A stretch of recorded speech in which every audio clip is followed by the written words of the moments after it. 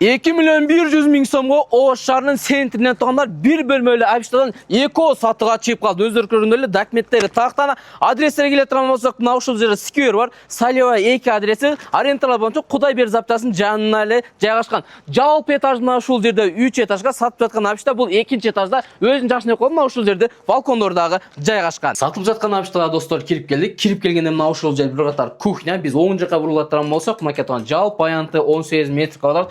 Ремонттору жакшы, күнгөй, бет, эшиктин алды, парковкалары кеңири, балдар ойной турган аянттар менен суупулары бардыгы бар.